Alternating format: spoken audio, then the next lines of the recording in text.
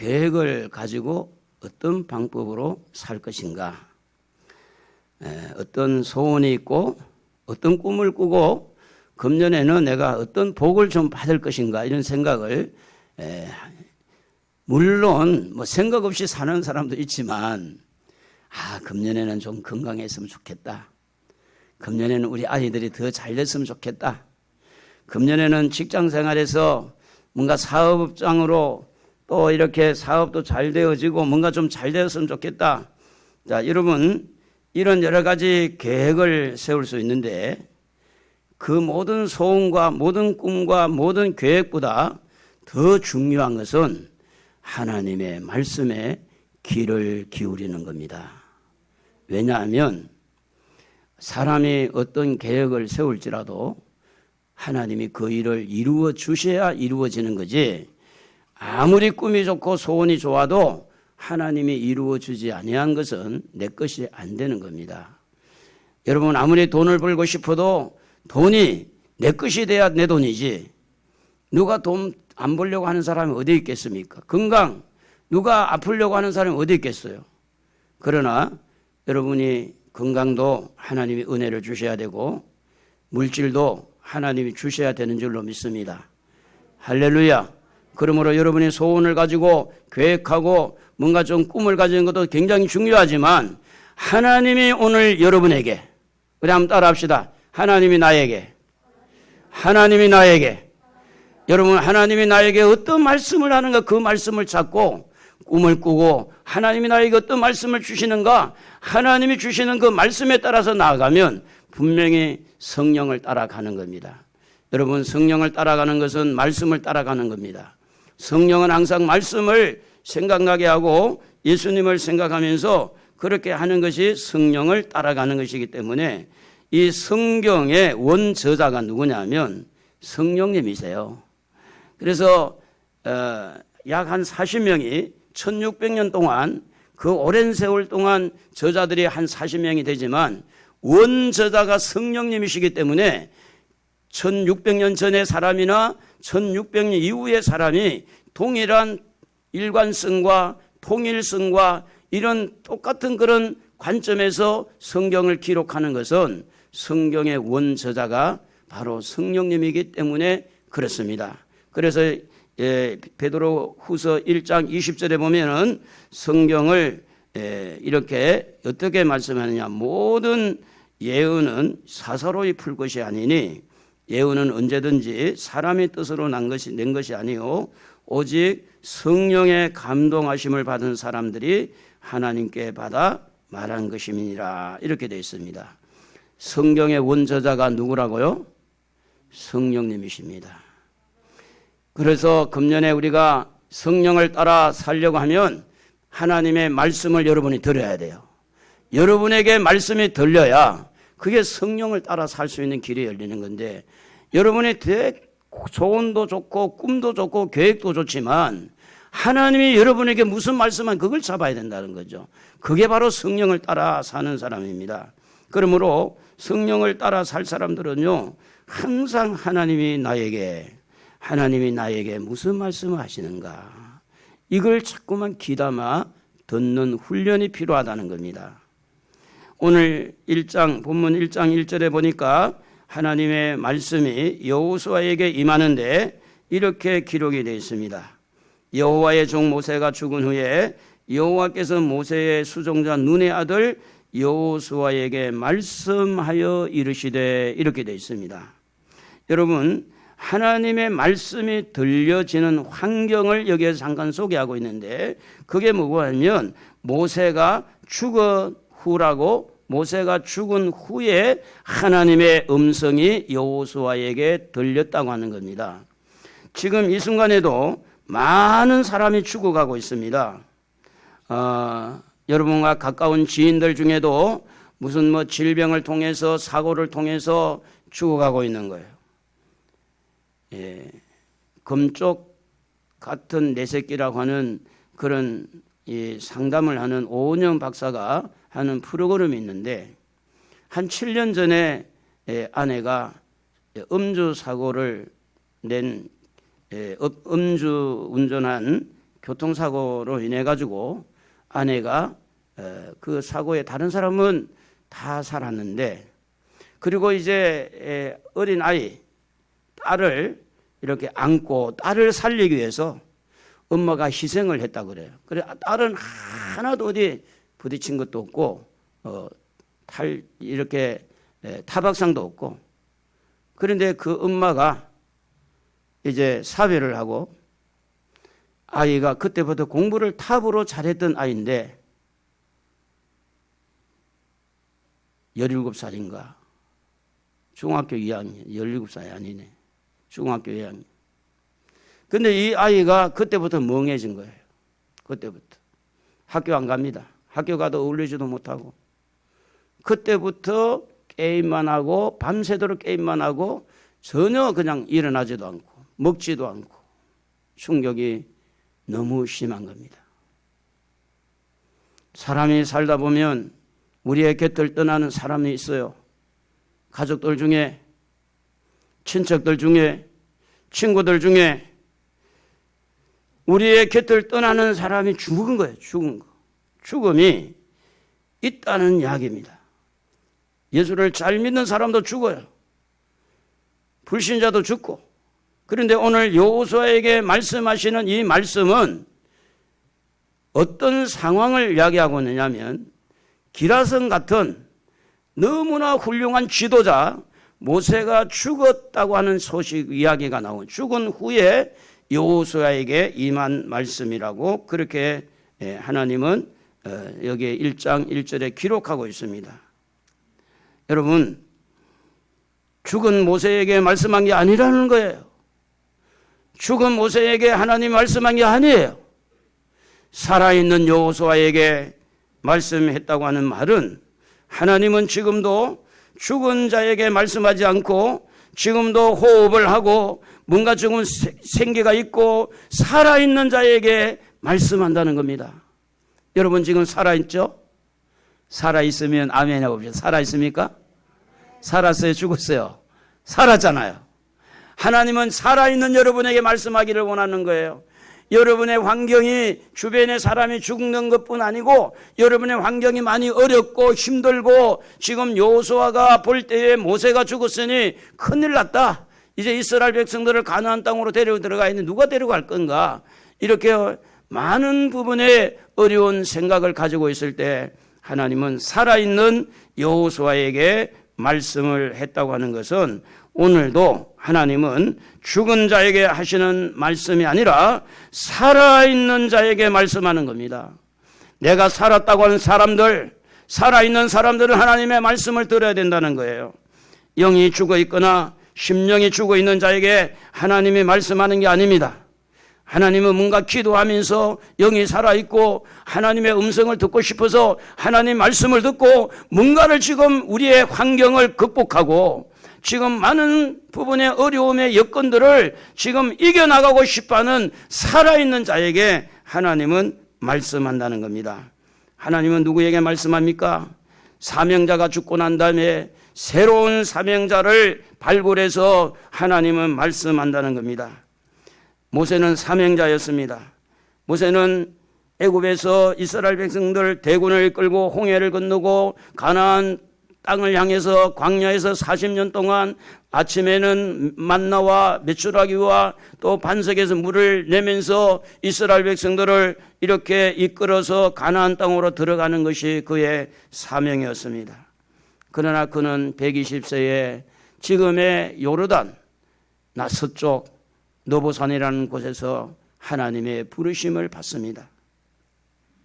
왜 하나님이 그렇게 건강하고 노쇠하지 아니하는, 이렇게 전혀 힘이 없지 않는 팔팔한 120살인데도 불구하고 총기가 있고 그 건강한 모세를 불렀냐면, 하나님이 모세의 사명은 여기까지다는 겁니다.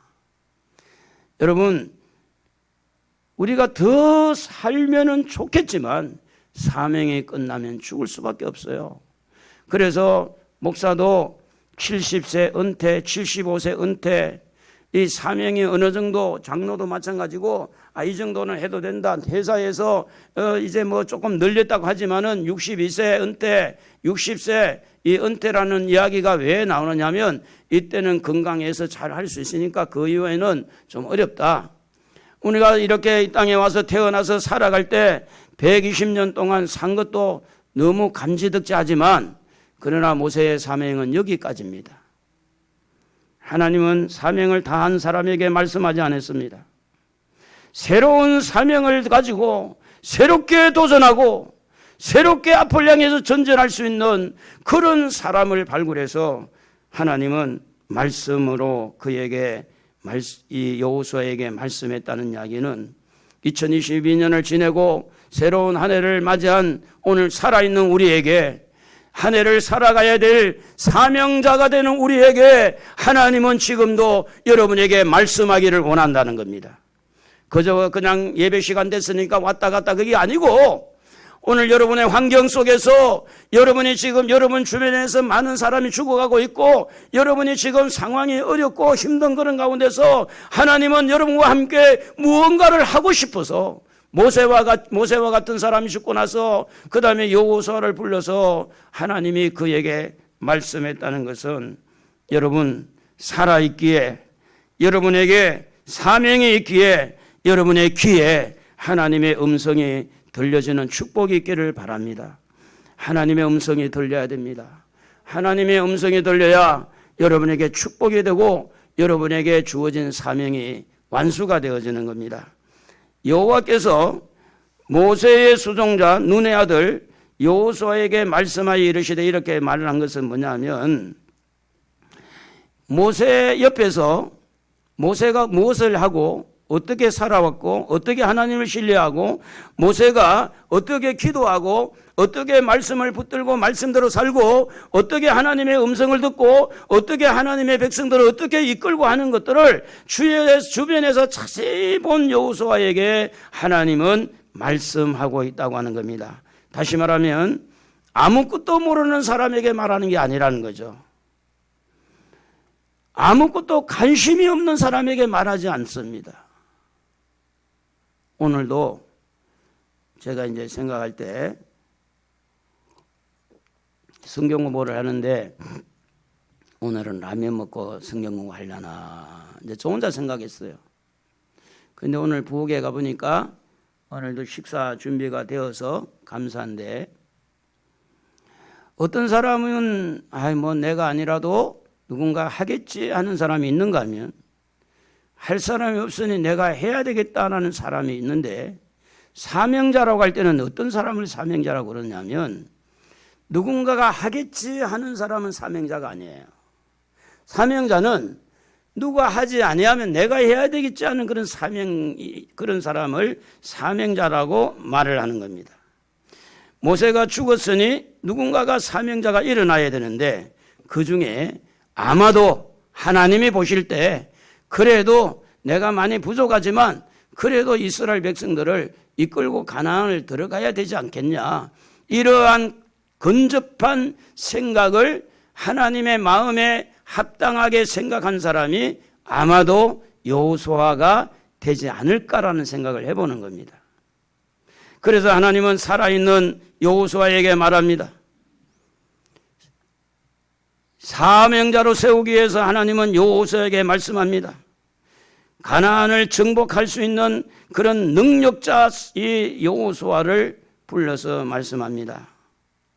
이 말은 무슨 이야기인가 하면 하나님은 하나님의 백성들을 구원하시는 일에 있어서 누가 사명자가 죽었다고 해서 멈춘 것이 아니고 일꾼이 없다고 해서 멈추는 것이 아니라 하나님의 구원의 역사는 계속해서 진행이 된다는 이야기를 하고 있는 겁니다. 사람이 중간에 낙심을 하고 뭔가 앞장선 사람이 뭔가 시험에 들고 뭔가 조금 열심히 했던 사람이 열심히 하지 않는다고 해서 하나님의 일이 멈추는 것이 아니라는 겁니다.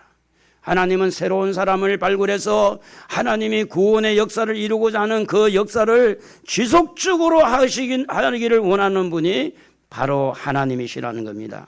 그러므로 하나님의 구원의 역사는 어떤 사람이 죽는다고 해서 그치는 것이 아니라 아무리 유명한 사람이 죽는다 할지라도 하나님의 일은 계속해서 진행이 된다는 겁니다. 오늘 여러분은 우리 하나님에게 붙들린 바 된 사람인 줄로 믿습니다. 여러분이 비록 부족할지라도 하나님의 손을 벗어날 수가 없습니다. 아무도 여러분을 하나님의 손에서 빼앗아 갈 자가 없습니다. 왜냐하면 하나님이 여러분을 천국까지 이끌고 가시기 때문에 누군가가 지도자가 없다고 해서 여러분을 포기한 게 아니고 여러분을 이끌어주는 자가 없다고 해서 여러분을 포기한 게 아니라 하나님은 여러분을 끝까지 하늘나라까지 이끌어 갈 줄로 믿습니다. 모세가 사명을 가지고 일하다가 죽었는데 모세만 쳐다보고 슬퍼하고 모세야 어떻게 하냐 빨리 살아나라 그 시신을 두고 엉엉 운다고 해서 모세가 살아서 사명을 이루지 않습니다. 때가 되니까 하나님은 그를 불렀어요. 그러나 하나님은 지금도 살아있는 자에게 관심을 가진 것처럼 오늘 여러분 환경이 아무리 열악해도 여러분이 살아있기 때문에 하나님은 여러분과 함께 일하기를 원하시는 줄로 믿습니다. 지금도 살아있는 사람, 하나님을 믿어서 영이 살아있는 자에게, 거듭난 영이 있는 자에게, 믿음이 있어서 믿음으로 살고자 하는 자에게, 말씀을 알고 말씀대로 살고자 하는 자에게, 뭔가 이스라엘 백성들을 가나안 땅으로 이끌어 가려고 하는 것처럼 우리 가족을 구원하려고 하는 자에게, 우리 친구들을 예수 믿어서 구원의 반열에 서게 하려고 하는 그런 자들, 살아있는 자들에게 하나님은 말씀한다는 겁니다. 베드로전서 1장 23절에 보면 너희가 거듭난 것은 썩어질 씨로 된 것이 아니요 썩지 아니할 씨로 된 것이니 살아있고 항상 있는 말씀으로 되었느니라. 하나님은 누구에게 말씀합니까? 거듭나서 영이 살아있는 사람. 지난주에 여러분 성경 공부할 때 다 같이 한번 암송해 봅시다. 요한복음 1장 12절 시작.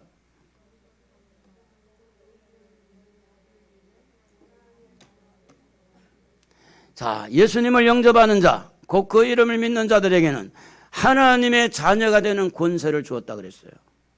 이들에게 말씀한다는 거예요. 죽은 자에게 말씀하는 게 아니에요. 거듭난 자에게 말씀하는 거예요. 교회에 관심이 있고 어떻게 한 전도해서 영혼을 살리고 싶고 가족들을 살리고 싶어하는 그 살아있는 사람에게 하나님은 말씀한다는 겁니다. 하나님은 지금도 사명자에게 말씀하는데 여호수아에게 주신 사명은 오늘 2절에 보니까 이렇게 기록하고 있습니다.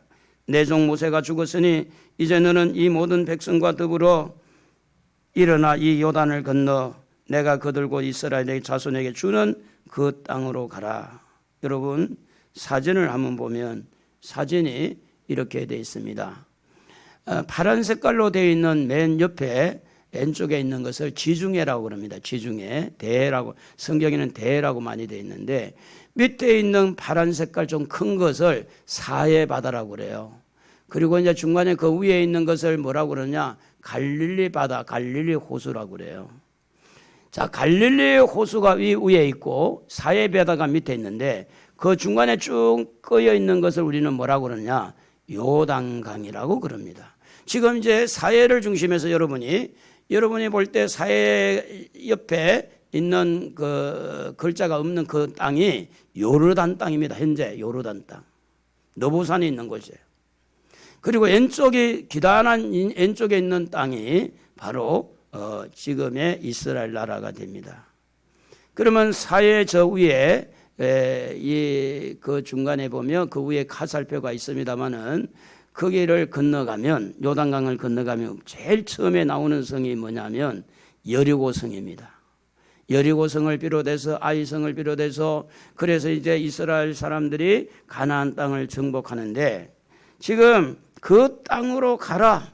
그리고 그 땅에 있는 자들을 내쫓고 이렇게 땅을 차지해야 된다. 그러니까 여호수아에게 주신 사명은 그냥 밥을 떠먹여주는 사명이 아닙니다.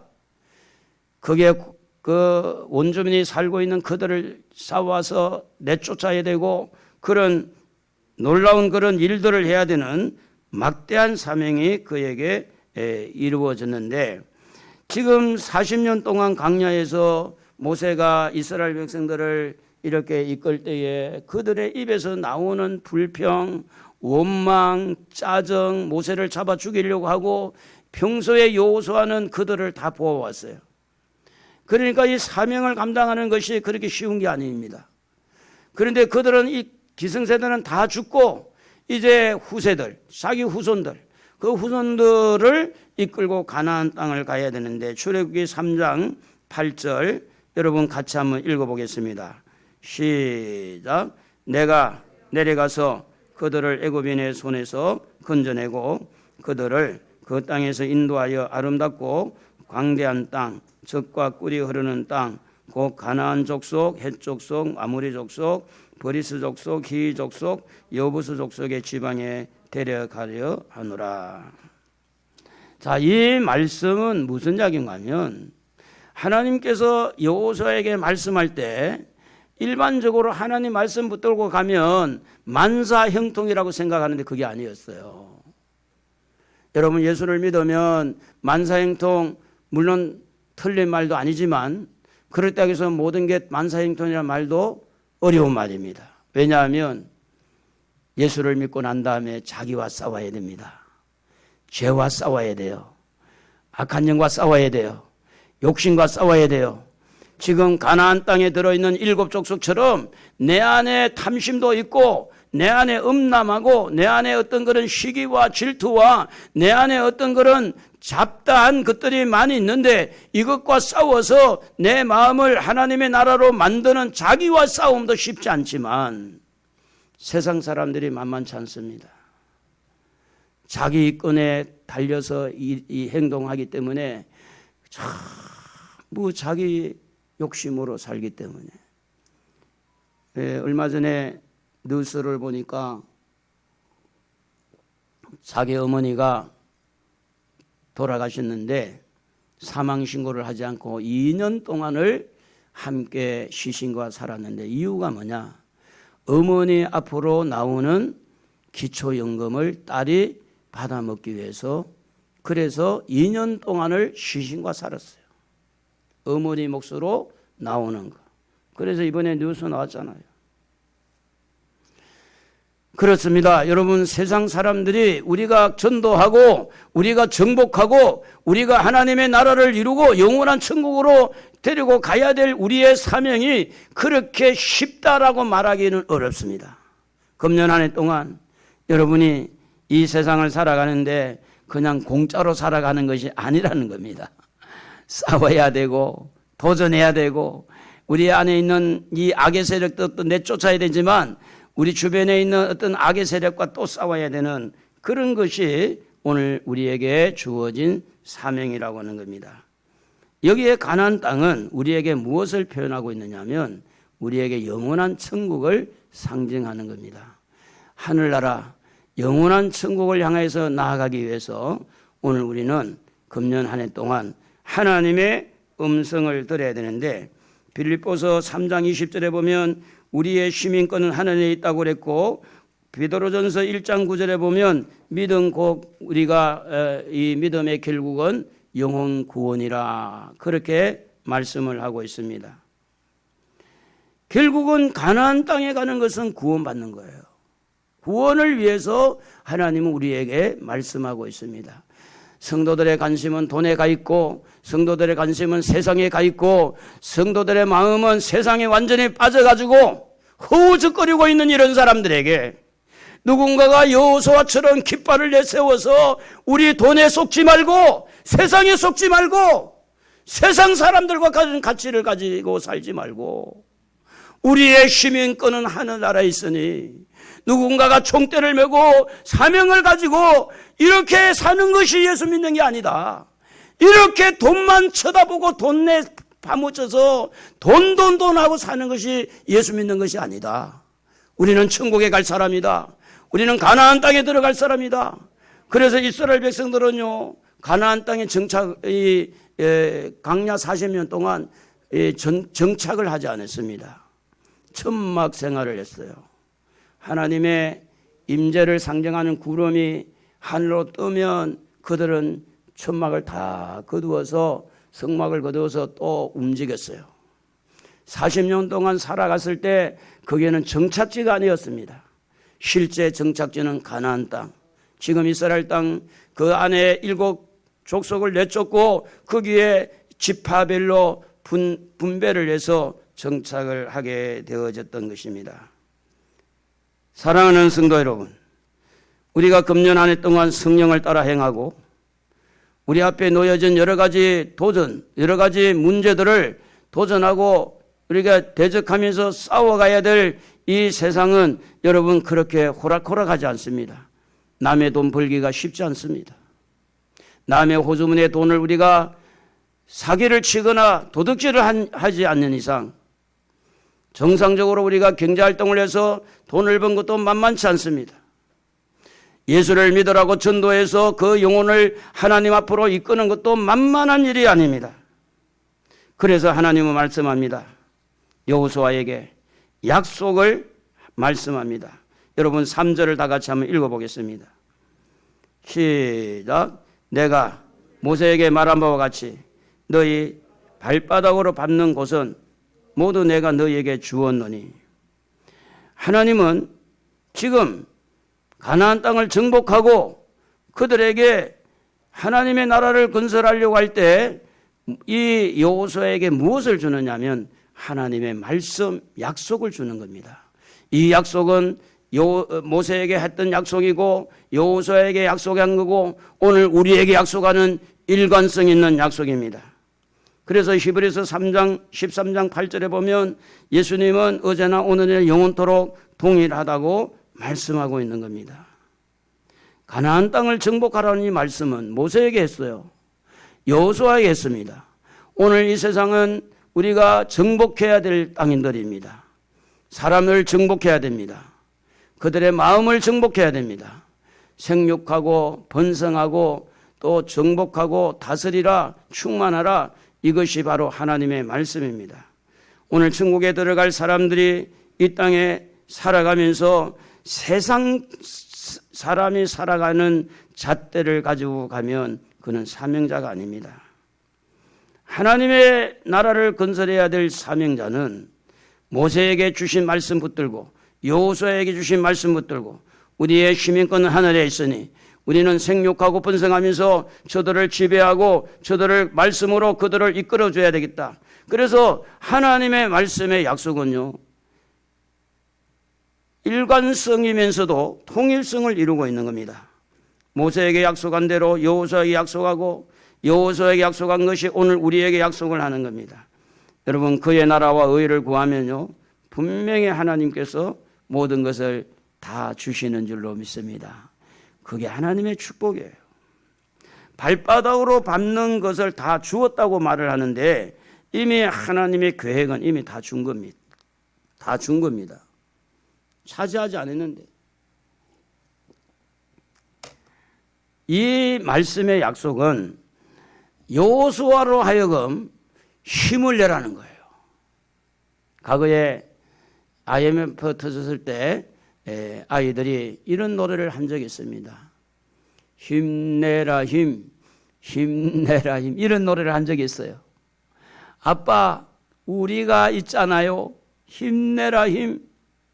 하나님의 말씀이 여호수아에게, 오늘도 하나님 말씀이 우리에게, 우리의 귀에 들리는 이 말씀은 지금 환경을 쳐다보고 있는 우리의 마음이 연약해요. 우리의 형편을 쳐다보니까 너무 열악해요. 어떻게 할 수 있을까? 어떻게 이겨나갈 수 있을까? 어떻게 번성할 수 있을까? 염려가 있고 걱정스러운 이런 사람들에게 하나님은 여호수아에게 또 우리에게 말씀하기를 네가 밟는 땅은 다 너의 것이 될 것이다. 그래서 교회들이 땅 받기 운동을 하는 경우가 있습니다. 실제로 그렇게 땅 받기를 해서 땅을 차지한 교회들이 많습니다. 아무도 모르게 새벽기도 하고 난 다음에 그 땅을 하나님 우리에게 주십시오. 그래서 성도들이 새벽기도 마치고 가서 그냥 여리고성을 도는 것처럼 땅 받기를 해요. 실제 그래가지고 하나님이 그 땅을 주시는 경우들이 참 많습니다. 오늘 이 땅에 살아갈 때 여러분 여러분의 힘만 의지하지 말고 하나님의 능력을 의지하기를 바랍니다. 하나님의 도우심을 받기를 원합니다. 그게 뭔가 하면 하나님의 약속을 부여 잡는 거예요. 뿐만 아닙니다. 하나님 말씀하기를 가나안 땅을 주신다고 약속을 할 때 오늘 5절에 보면 이렇게 기록을 합니다. 네 평생에 너를 능히 대적할 자가 없으리니 모세와 함께 있었던 것 같이 너와 함께 있을 것입니다. 내가 너를 떠나지도 버리지도 아니하리니 너를 대적하는 자 절대로 너를 이기지 못한다. 너가 실수해도 내가 너를 떠나지 않고 네가 허물이 있더라도 나는 너를 버리지 않겠다. 지금 이 여호수아의 마음에 하나님과 관계가 너무 친밀하고 밀착하고 하나님의 마음에 하나님을 향한 그 마음이 너무 든든한 그런 약속을 하나님이 말씀으로 그에게 들려주고 있다고 하는 겁니다. 모세와 함께 있었던 것 같이라는 것은 실제적으로 여호수아는 모세를 수종 들면서 너무나 확실하게 경험을 했던 사실을 말하고 있는 것입니다. 그래서 함께 하겠다, 땅을 주겠다, 너를 대적할 자가 없다, 내가 너를 떠나지도 버리지도 않겠다, 이런 모든 말씀은 과거형이 아닙니다. 현재형도 아닙니다. 그에다 미래형을 두고 말씀하고 있습니다. 미래형. 미래를 향한 하나님의 말씀은 오늘 여러분의 미래가 이 말씀을 붙들고 나갈 때 미래가 활짝 열리는 줄로 믿습니다. 할렐루야. 제가 이제 가난한 집에 태어나서 정말 고생 안 해본 고생이 없는데 예수를 믿고 나서 너무너무 축복을 많이 받았어요. 그런데 그때마다 미래를 꿈꾸게 했습니다. 제 생각인 것 같은데 지내놓고 보니까 하나님이 그런 생각을 주신 거예요. 하나님, 저는 직장생활 할 사람이 아닙니다. 저는 사업을 할 사람입니다.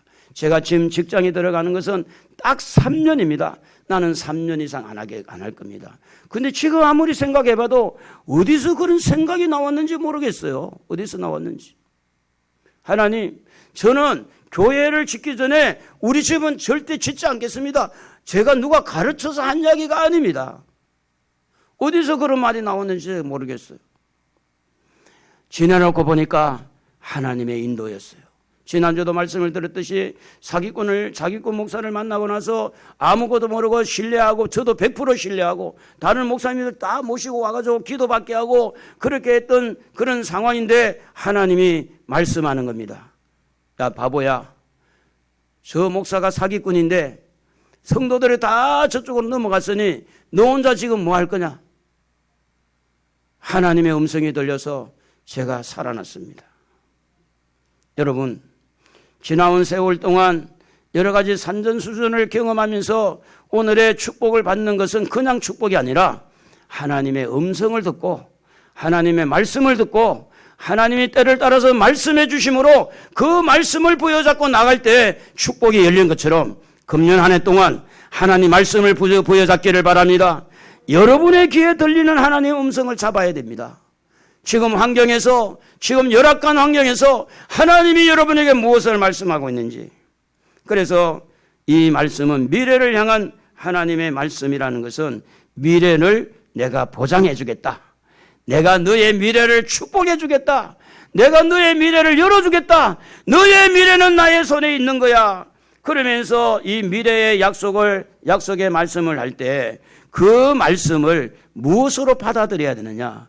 바로 믿음의 손으로 받아들여야 돼요. 하나님의 말씀을 믿음으로 받으면 내 것이 되지만 믿음으로 받지 아니하면 그 말씀은 내 것이 되지를 않는 것입니다. 여러분, 건강도 마찬가지입니다. 약국에 가서 약을 사 먹고 병원에 가서 의사를 만난다고 해서 모든 질병이 사라진 것이 아닙니다. 하나님의 은혜를 주셔야 됩니다. 정말 좋은 의사도 만나는 것도 하나님의 은혜요.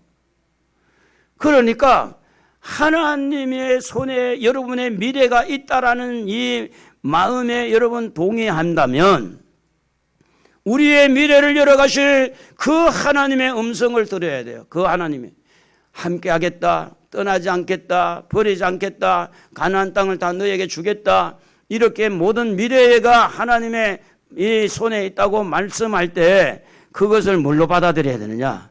믿습니다. 그렇게 될 줄로 믿습니다. 믿음의 손을 내밀고 믿음을 가지고 하나님의 말씀을 받을 때 사실은 이때의 환경이 하나도 바뀌지 않았어요. 환경은 내나 그대로 남아있는 거예요. 가난한 환경 그대로예요.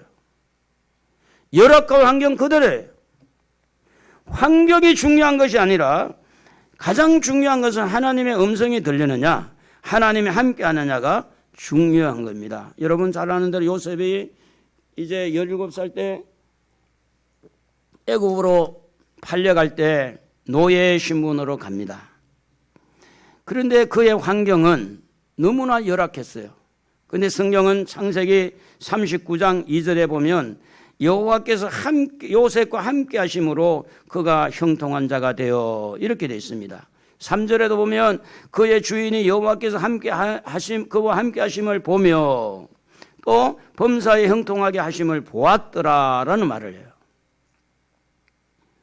환경은 노예 신분이고 전혀 자유가 없고 완전히 이렇게 인신매매를 통해서 팔려온 신세가 됐는데 환경은 지금 하나도 바뀌지 않았는데 딱 하나가 바뀐 게 있어요.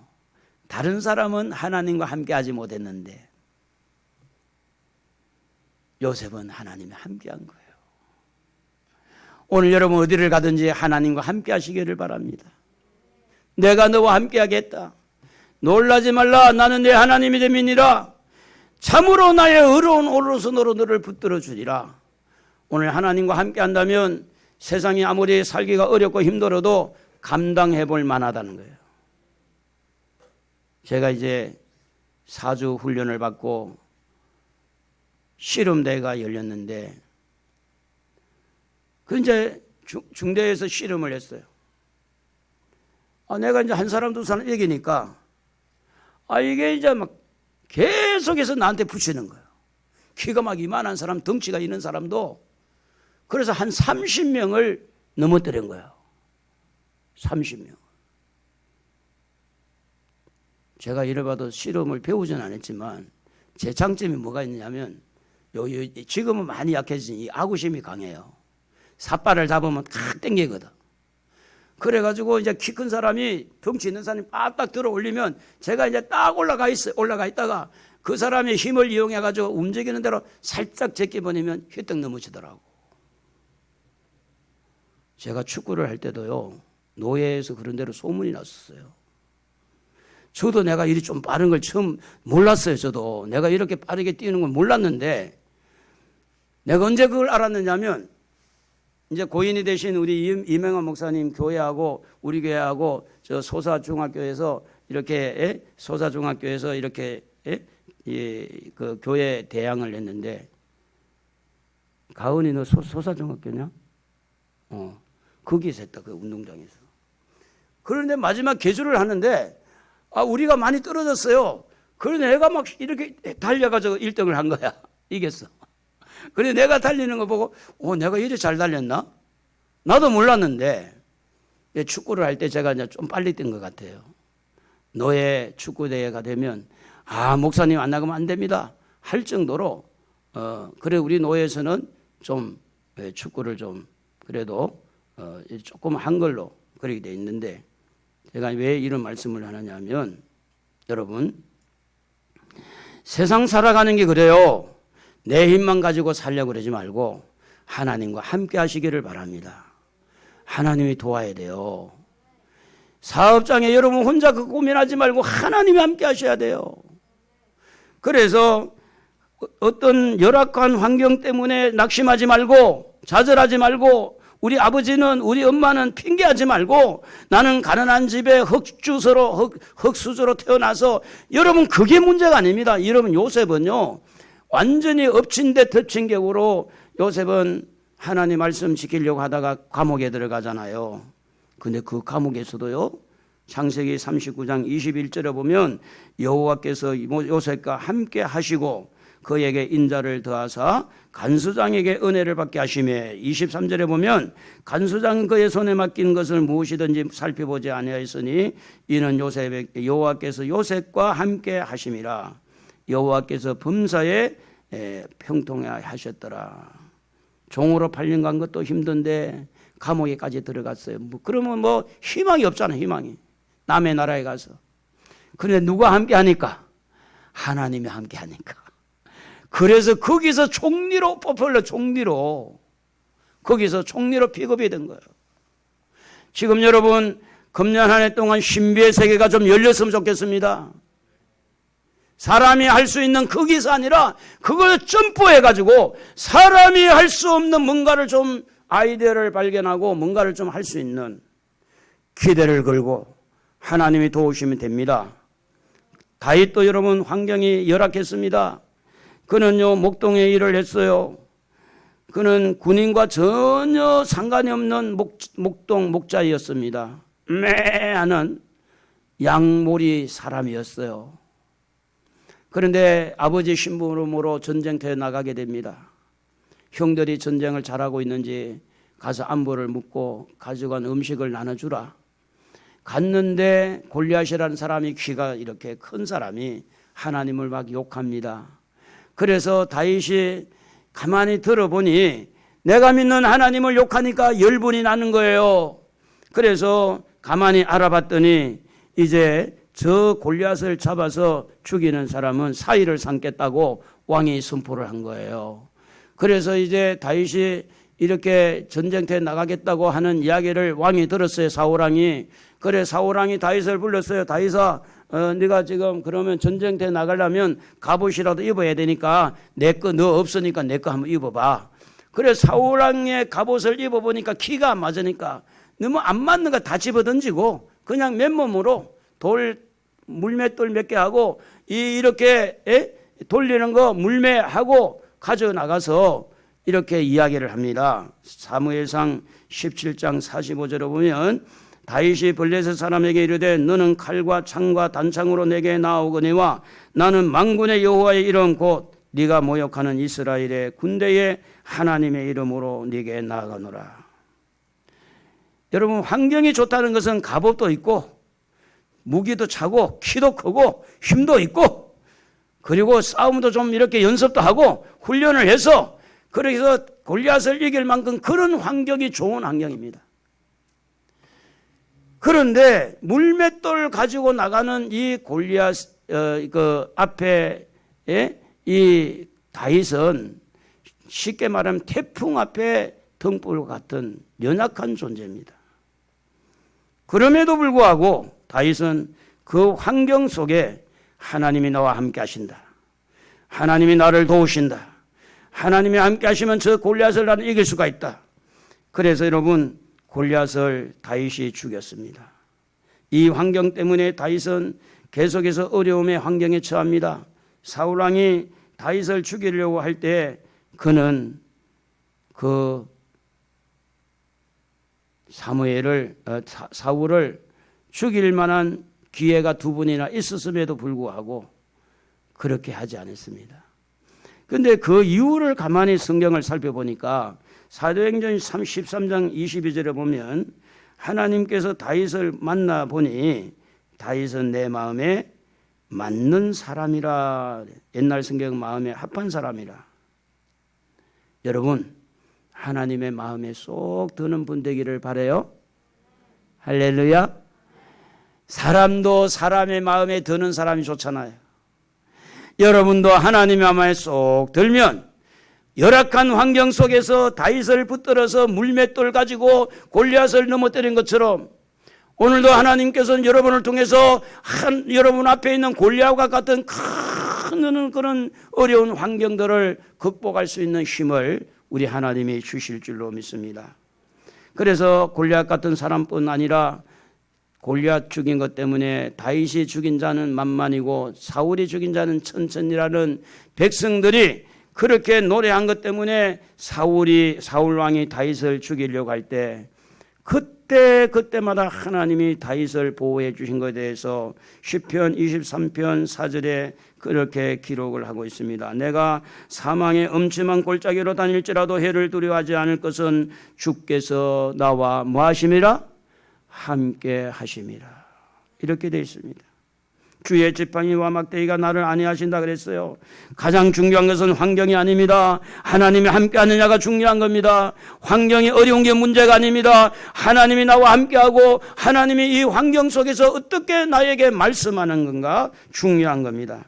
하나님은 여호수아에게 말씀합니다. 내가 너를 떠나지 아니하고 내가 너를 버리지 아니하겠다. 사람이 살다 보면 부족할 때가 있습니다. 연약할 때가 있죠. 때로는 허물이 있을 때도 있습니다. 여러분, 세상에서 부모에게 버림을 받는 자들이 어떤 마음을 가지고 살까요? 이 애로움과 분노라고 보는 겁니다.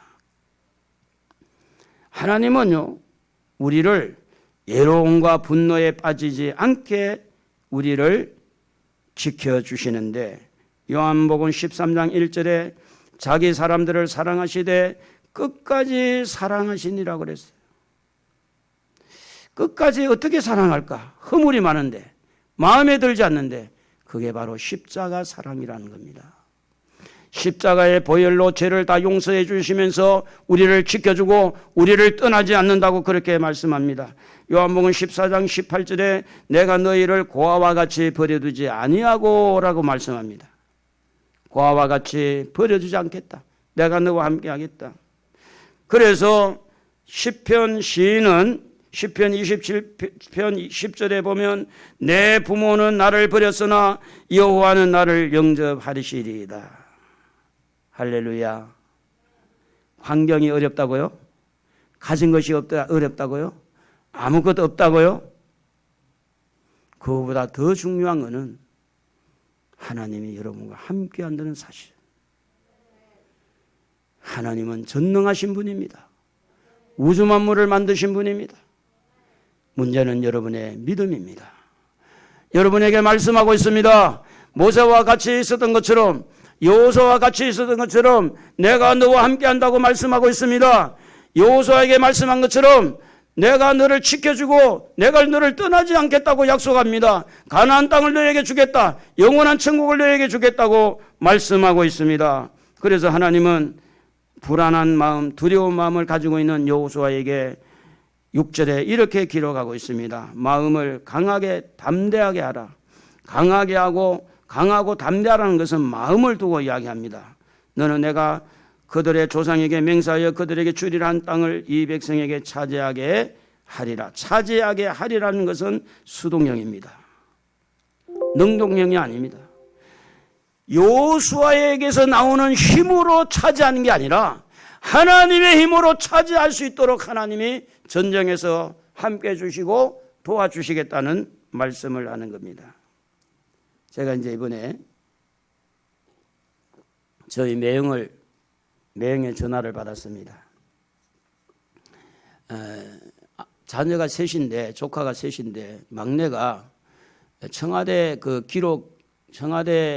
기록부 기록하는 거기에 이제 근무를 하면 7급 공무원인데, 그 정도로 살만한데, 사고를 쳤어요. 사고를 쳤을 때 아버지의 이야기를 들은 거예요.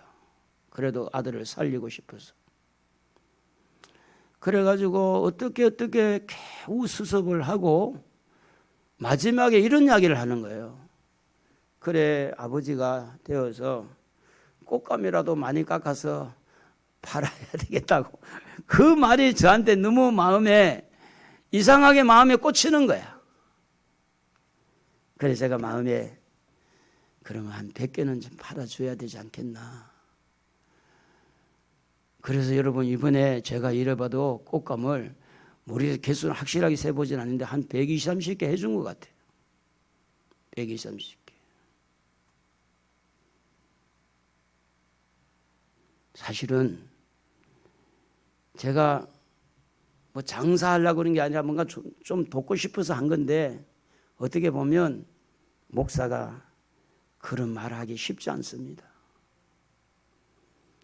꽃감 하나 좀 사주세요. 쉽습니까? 쉽지 않습니다. 어떻게 보면 창피하기도 하고 목회나 잘하지 그런 말을 할 것 같기도 하고. 여러분, 우리가 이 땅에 살아가면서 당면한 여러 가지 문제 앞에 우리 마음이 연약해서 부족해서 우리가 마음이 너무 여려서 뭔가 강하지 못해서 담대하지 못해서 말하지 않고 행동하지 않는 일들이 너무 많습니다. 하나님 우리에게 요구하고 있습니다. 마음을 좀 강하게 하라.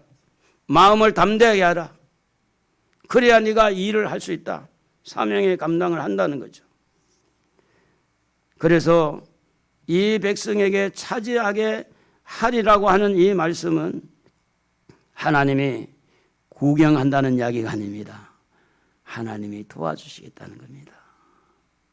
제가 이제 우리 노예 교육자 회장한테 이야기를 했어요. 야, 교육자 회의에서 선물할 때 이 꽃감 하나씩 좀 어떻게 해봐라.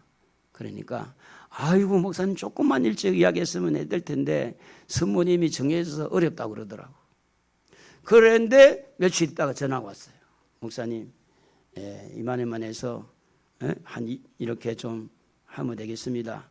그래가지고 이제 거기서 한 16개를 이렇게 은퇴 목사님들 뭐 7명 하고 또 미자렉 교회 뭐 또 몇 개 하고 이렇게 하시더라고.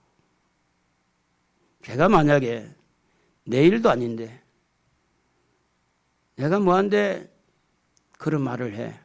여러분 전도하는 것도 마찬가지입니다. 저 사람은 저 사람의 삶이 있고 나는 나의 삶이 있고 괜히 남의 삶에 개입하지 말고 그냥 적당하게 이렇게 거리를 두고 서로 편하게 사는 게 좋지. 이렇게 마음을 가지는 사람은 절대로 전도할 수가 없습니다. 전도할 수가 없어요. 여러분 시장터에 가보세요. 아, 1,000원, 1,000원, 1,000원. 1,000원, 1,000원입니다. 손 빽치고 하는 거 들어봤어요? 여러분 그게 쉬운 거 아닙니다. 여러분이 볼 때는 그냥 별거 아닌 것처럼 느껴질지 모르지만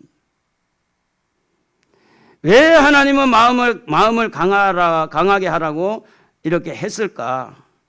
사람은 마음 먹기에 달려있기 때문에 그래요. 마음이 흔들리면 아무것도 못하는 거예요. 마음이 흔들리면.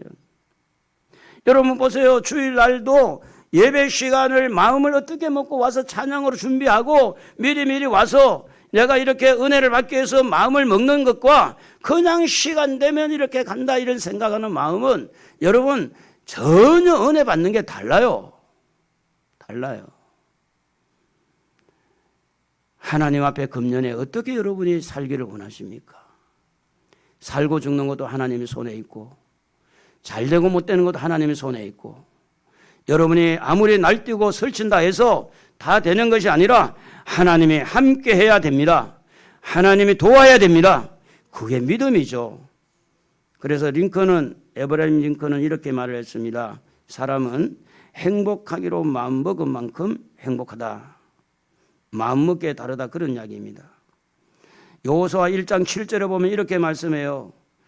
오직 강하고 극히 담대하여 나의 종 모세가 네게 명령한 그 율법을 다 지켜 행하고 우러나 좌로나 치우치지 말라. 그리하면 네가 어디로 가든지 형통하리니. 저는 여러분이 잘 되기를 원합니다. 특별히 금년에 하나님이 여러분과 함께 하기를 소원합니다. 금년에 여러분이 하나님께서 주신 그 말씀을 듣고 사명을 좀 감당했으면 좋겠어요. 사명자의 눈은 다릅니다. 오늘도 하나님은 말씀합니다. 살아있는 자에게. 오늘 하나님 말씀합니다. 사명자에게. 오늘 하나님 말씀합니다. 현재보다 과거보다 미래에 대한 말씀을 하고 있습니다.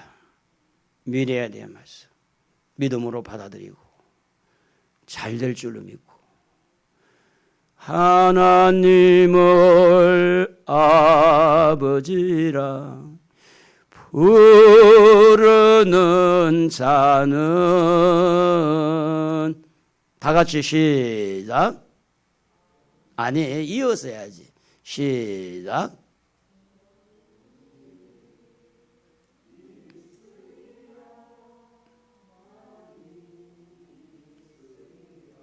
저는 여러분에게 좋은 일이 많이 일어나기를 원합니다. 하나님이 함께해서, 하나님이 도와주어서, 하나님께서 여러분의 나아가는 길을 좀 열어주고 축복해 주셔서, 우리 하나님은 좋으신 분이니까. 그래서 금년 한 해 동안 말씀 붙들고 승리하기를 우리 주님의 이름으로 축복합니다.